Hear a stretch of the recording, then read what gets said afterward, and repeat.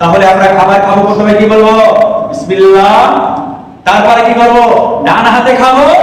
এইখানে ডান হাতে খাওয়ার স্পষ্ট হাদিস এসেছে, আমি বাম হাতে কেন খাবো? কেন বাম হাতে আশ্রয় নেব, সাহায্য নেব? নেব না, স্পষ্ট হাদিস, আপনি ডান হাতে খান। তারপরে কি করতে হবে? সামনের দিক থেকে খাবার খান। খাবারটা আপনি এলো কথাটা যেদিক সেদিক থেকে, সামনে পিছনে সাইড এরকম নয়, একটা সাইড থেকে আপনার সামনে যেটা বলছে সে সামনে থেকে তুলে তুলে তুলে খাবারটা খাবেন। এটা হচ্ছে শরীয়তি খাবারের তরিকা, একটা সুন্নতি তরিকা। সুবহানাল্লাহ। এইগুলো থেকে যেন আমরা শিক্ষা নিতে পারি। এবার একটা হাদিস বলবো, খুব কেটে কেটে চেষ্টা করবো বলার, আরো কিছু হাদিসের ছোট ছোট হাদিস বলার চেষ্টা করবো। টাইমটা প্রায় শেষের দিকে চলে যাবে, বা আর কয়েকটা মিনিট আছে। হযরতে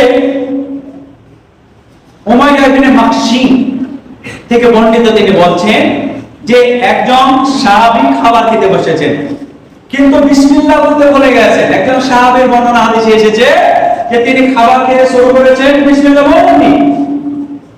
সাহাবী একজন তার জীবনে এসে বিসমিল্লাহ বলেননি, আর খাবার খেতে খেতে খেতে শেষ একটা লোকমা, মানে একবারের মতো মুখে দেওয়ার খাবার অবশিষ্ট আছে, বেঁচে আছে।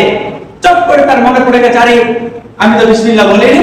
সঙ্গে সঙ্গে তিনি বলে নিয়েছেন বিসমিল্লাহি আউয়ালুহু ওয়া আখিরুহু।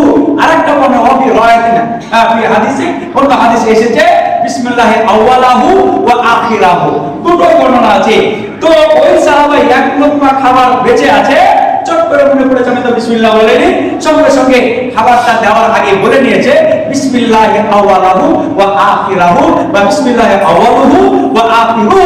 যেমনই বলা শেষ, সঙ্গে সঙ্গে শয়তান তার সঙ্গে গিয়েছিল, আর শয়তান পাক পাক করে বমি করতে শুরু করেছে।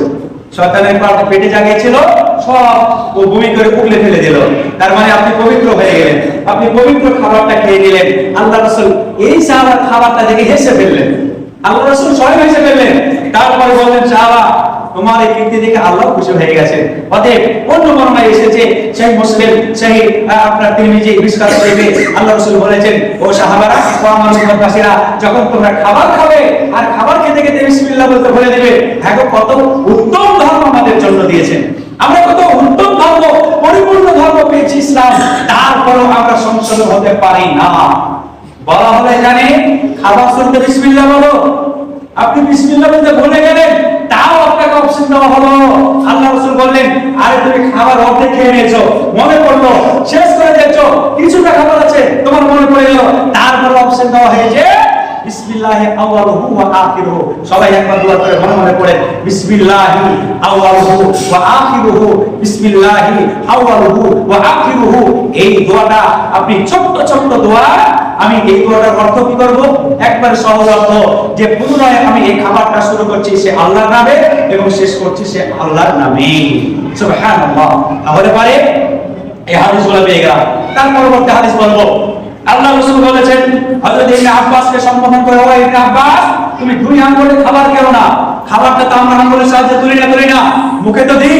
আল্লাহ রাসূল হযরত ইবনে আব্বাসকে সম্বোধন করে বলছেন, এই ইবনে আব্বাস, তুমি দুই হাতে খেও না, দুই আঙ্গুলের ভাবে খেও না। তুমি যখন খাবার খাবে তিন আঙ্গুলের সাহায্য নিয়ে খাবে। অফি রায়াতের হাদিস, অন্য হাদিসে এসেছে আল্লাহ রাসূল খাবার খেয়েছেন স্বয়ং তিন আঙ্গুলের সাহায্যে। তাহলে এগুলো আমরা খাবো। আল্লাহ রাসূল বলেছেন, সহিহ বুখারী মুসলিম শরীফের হাদিস, এই হাদিসে সহিহ বলা হয়েছে আল্লাহ রাসূল বলেছেন, যখন তোমরা খাবার খাবে তোমরা ডান হাতে খাবে, যখন তোমরা পান করবে ডান হাতে পান করবে, যখন তোমরা খাবার খাবে বাম হাতে খাবে না, যখন তোমরা পান করবে বাম হাতে পান করবে না। আমরা দোকানে খাই না টক টক করে মেরে দিলাম বাম হাতে। আপনি হাদিস পেলে শুনলেন, যে কটা আছে মুসাল্লি শুনলাম না, তারপরও আপনি বলবেন যে মাওলানা আপনি হাদিসে এটা বলেছেন, কিন্তু আমরা অনেক অভ্যস্ত হয়ে গেছি বাম হাতে ঢক ঢক করে আপনার করি।